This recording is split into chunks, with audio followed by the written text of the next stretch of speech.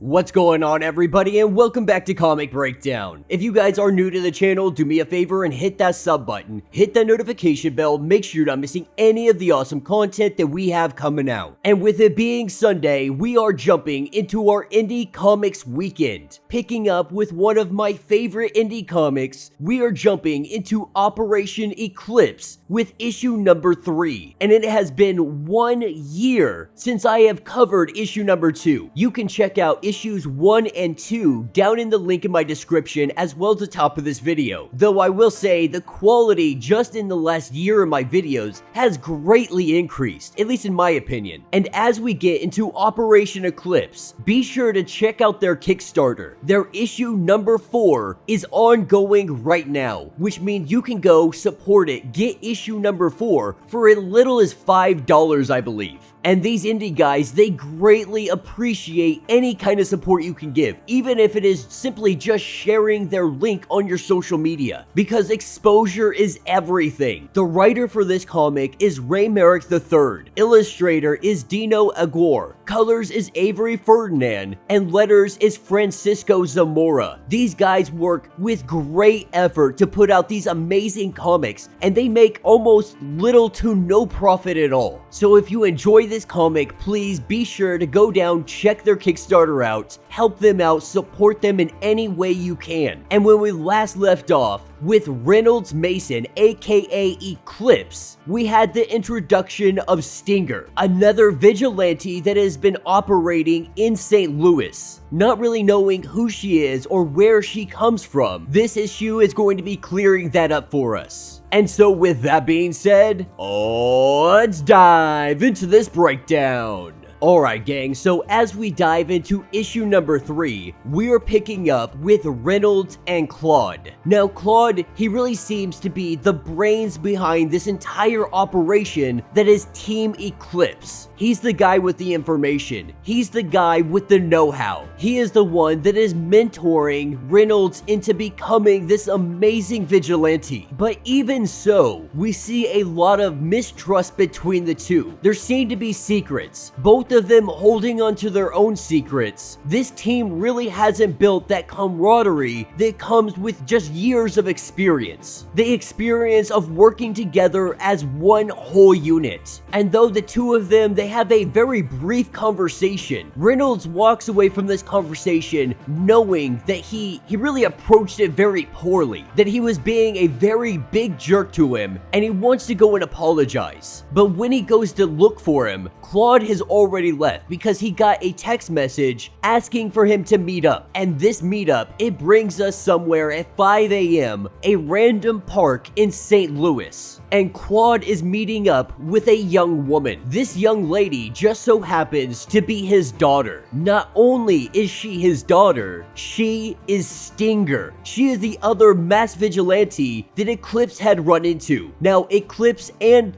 Stinger, they both don't know this yet. But Claude, he unveils exactly who this is. He lets her know that it is Reynolds Mason. And after the death of Natalie, after she was murdered in an alley, he wanted vengeance. And that is exactly what Claude had offered him. Offered him an opportunity to get back at those who would do bad against others. An opportunity to truly be a force of good in this world. And at some point, Claude and his daughter, they had a falling out. He trained her to be Stinger because he was a vigilante beforehand, but age eventually had caught up with him, training his daughter to be Stinger and take down Santiago. At least that was the goal, taking down Mr. Santiago, appearing to be the big bad of this story, comparable to the likes of Wilson Fisk, aka Kingpin, though he doesn't have that amount of power or that amount of strength. His influence is just as strong. And as this conversation begins to come to a close, what we are learning is Stinger, more or less, she is disapproving of her father's actions, believing that Eclipse is being manipulated into playing this role, that Claude is using his vengeance, his need to have justice to Claude's benefit. And that's what's going to take us to the Gates family estate, just outside of St. Louis. And right now, Jack Gates, he is currently on his deathbed, and Tim Gates, the son of Jack, he is vowing that once his father passes, everything that was him, his entire legacy, it will all die with him. Because the Gates family, they have been entangled with Mr. Santiago this entire time. And Tim, he wants to put an end to all of it. He wants to call it a day, and he wants to get out of Dodge. Get out of the shadow of his father, get out of the life his father had brought him into. Now, of course, Eclipse has no clue about any of this information, at least up to this point. And we see him making his way into the Gates family house. And as soon as Eclipse is able to get inside, he was not nearly as stealthy as he thought he was. Seeing Mr. Cross off to his side, this being a masked bad guy if you will, Mr. Cross has a gun directly to his head and lets him know that Tim Gates would like to have a conversation with him. And as the conversation begins to pick up, we see the entrance of Blade Brown. Blade Brown walking into the room. In the last issue, Eclipse had no clue where his allegiance actually lied, but he's giving him the opportunity, with Blade Brown working hand in hand with Mr. Santiago. And Brown lets him know that Mr. Santiago, he has no reason to keep him alive, that he's not going to simply pay him off and let him go, with Tim recognizing that more than likely Mr. Santiago is going to have him killed. This is where we see Cross lift up his pistol and he blows him away. Both Brown and Eclipse, they are thrown completely off guard, had no clue that that was going to happen, had no idea that Cross, he was in fact working for Mr. Santiago. And we see him enter the room. Alongside him is also Outcast, and he tells Brown and Eclipse that this was always the plan, that if the Gates family isn't going to work with them, he will take them off of the board completely. And then Mr. Santiago, he gives the order, telling Cross and Outcast that Eclipse, he needs to die. And so the brawl, it breaks out, with Brown taking Cross and Eclipse going after Outcast. Right now they are outmatched because these guys have guns. Eclipse, he has knives and swords. Blade Brown, he literally had nothing. And so this is a fight for their lives. Recognizing that they can't get the upper hand, we see Eclipse, he jumps out the window. But jumping out the window, that is when he runs into Stinger, because Stinger has come in to save the day yet again. And this is exactly why she wanted to talk to her father to begin with. She is having to go behind him and ensure that he doesn't get himself killed. He doesn't have the experience, he doesn't have the training. He's a guy out here in a suit with a sword, and he is outmatched almost every single time. And though they could stay and fight, Stinger lets him know that they have guns. Both of us, we just have swords, and we have no element of surprise. With Stinger convincing him that they need to get out of here, they take off.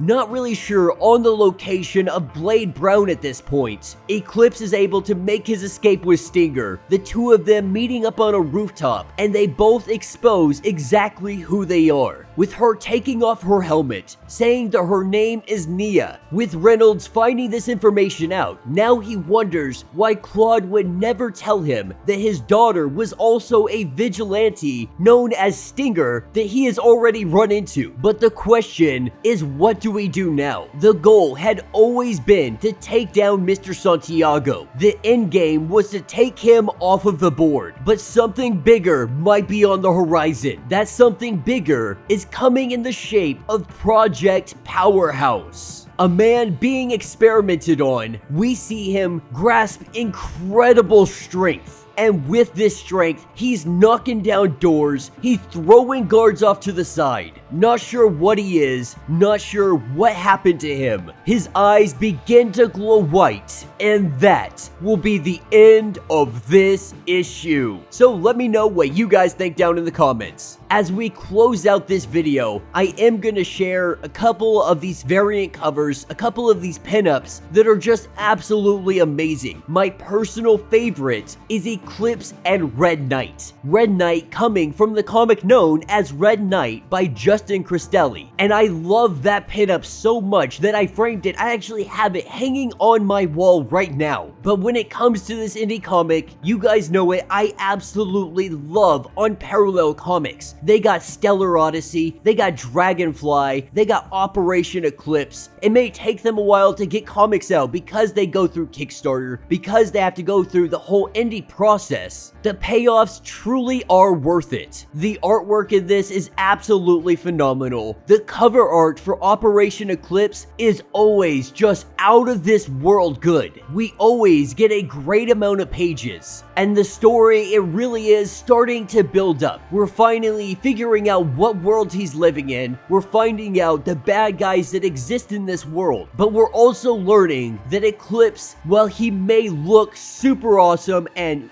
super high skilled, the truth of the matter is he is relatively inexperienced, at least in comparison to Stinger. And that's one thing I really enjoy about this, because we're not jumping into a hero that just knows what to do. We're jumping into a hero that is brand new on the scene and is learning on the job. And I think that's one reason I love all of these indie comics so much, because while Marvel and DC, they are able to just put out weekly comics like it is nothing, these guys really do dump their heart and soul into every bit of these comics. And most of these guys, they're not doing it for profit. They're doing it because they love comics. And if that's not a reason to go out and support these guys, I honestly don't know what is. So if you are a comic fan, please go check out the link in my description. It'll take you to the Kickstarter. You can support this comic for $5 freaking dollars. I think $20 will get you all 4 issues and have you completely caught up. And here in the near future, we are going to be covering, I believe it's Dragonfly issue number 2 that also comes from Unparalleled Comics. Most of these comic book lines that they have, they're sharing a universe together. They have a shared universe, and because of that, expect to see some crossovers in the future. But yeah, let me know what you guys think down in the comments. Let me know your thoughts. Let me know your theories. If you have not yet, do me a favor, hit that sub button, hit that notification bell, make sure you're not missing any of the awesome content that we have coming out, and until the next breakdown.